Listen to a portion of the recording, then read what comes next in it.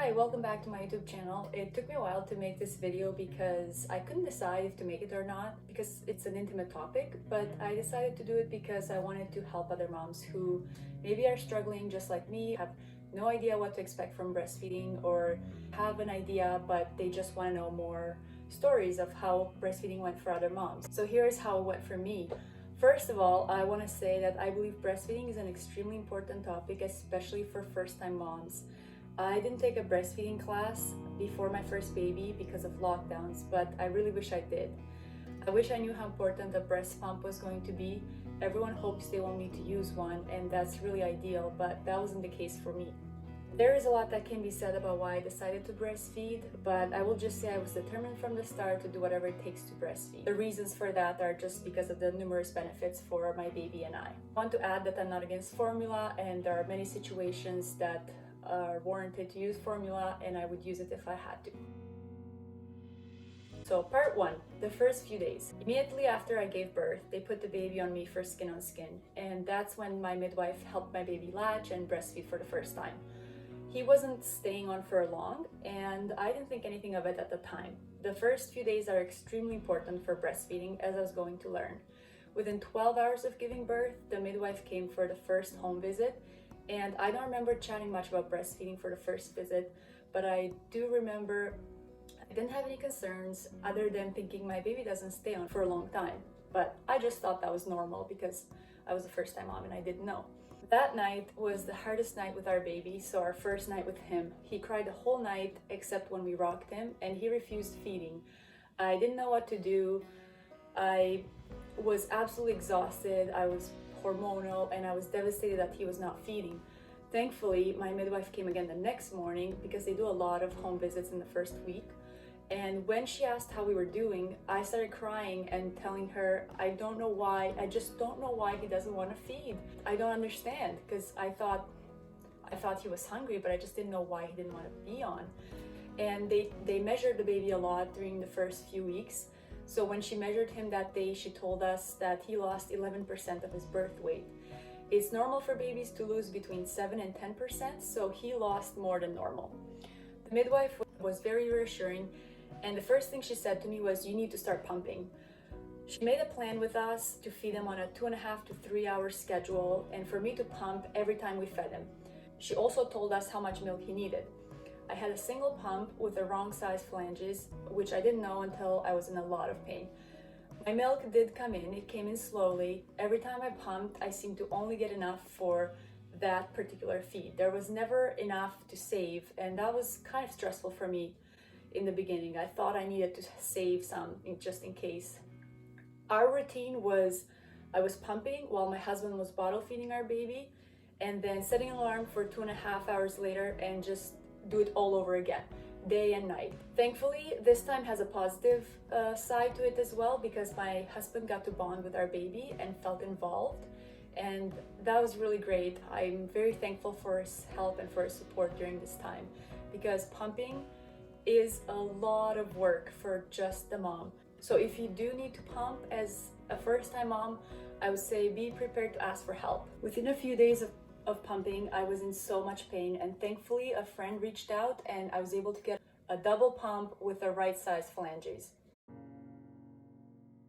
Part 2, the lactation consultant. Within a week of giving birth, I had my first lactation consultant appointment, where I immediately got a nipple shield.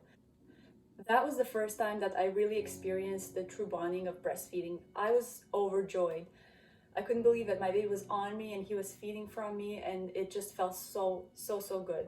She told me that there's no tongue tie and no issues that explain why he's not latching, but there could be some tightness in his neck, so to just work on that while feeding with the nipple shield.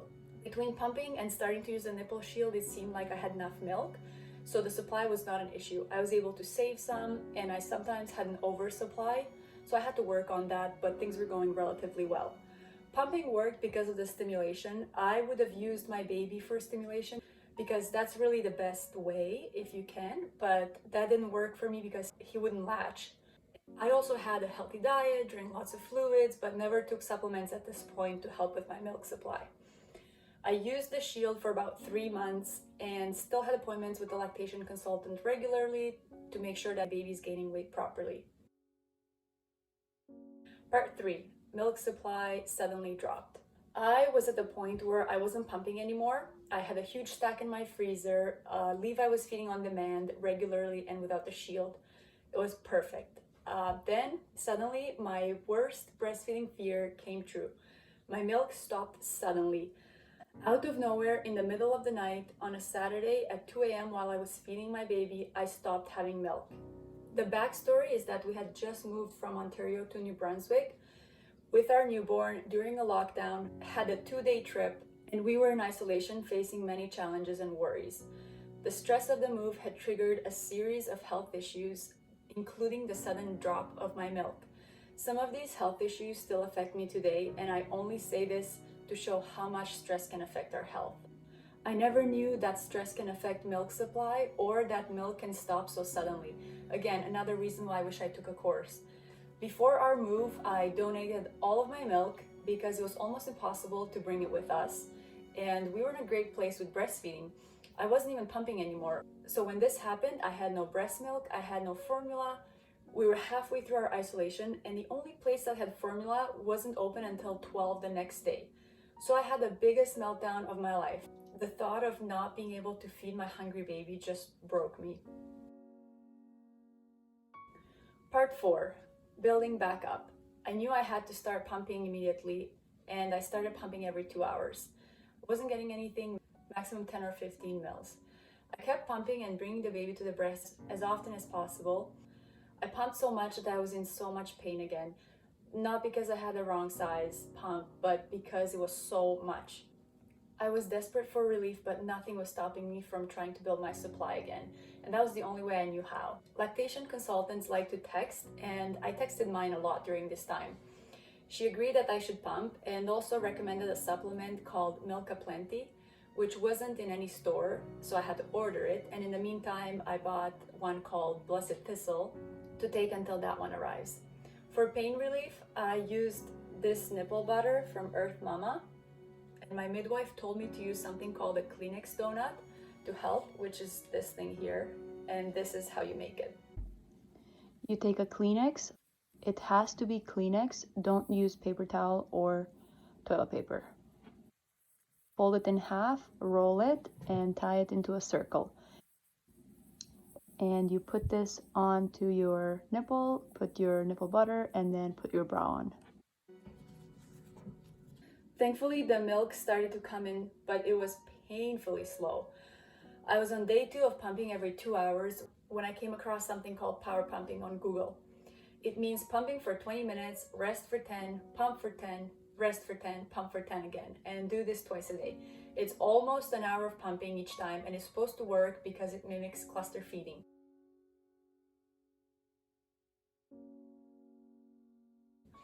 Long story short, how I built back my supply was through a lot of pumping, power pumping, still bringing baby to breast, taking Milk Aplenty, taking Blessed Thistle, again the healthy diet, lots of fluids, and this time I saved a lot of milk and never had supply issues since.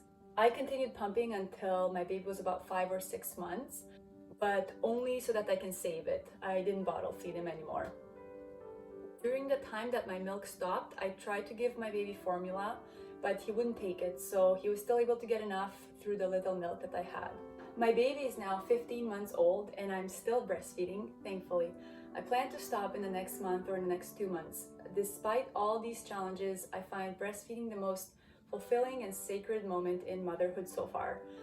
Looking back, other than taking a course, I would have done everything the same. And I would any day if it means my baby can be breastfed. Breastfeeding is full of beautiful moments. First, your baby is so tiny and so calm in your arms. Then he starts to be alert and notice things. Then they look into your eyes. I remember my baby would just gently touch my skin, and I loved that so much. Then you find new positions that work as they grow until finally they're aware of your breast and start to lift up your shirt or pull down your shirt to find the breast. Throughout our hardest time, moving or anything else, the times when I breastfed were my most comforting and truly the most bonding moments for me and my baby. If you're a first-time expecting mom, I encourage you not to leave the hospital until you're certain your baby's feeding correctly. And if you have any concerns, ask to see a lactation consultant right away. I wish I insisted on seeing one sooner. Everybody's different and everyone has different opinions about breastfeeding, and it is not the same for everyone. At the end of the day, this is what I wanted for my baby, and had I faced different challenges, I don't know what I would have done. And my last piece of advice is that if you do want to breastfeed, don't give up. Find a lactation consultant that will help. Once you make it a week, 2 weeks, a month, and you have a routine, it does get easier and the pain goes away. It is natural and it is easy for some, but not for everyone at first. So that's it. Thank you so much for watching this video. Let me know if you have any questions in the comments, and if you like it, please subscribe, and I'll see you next time.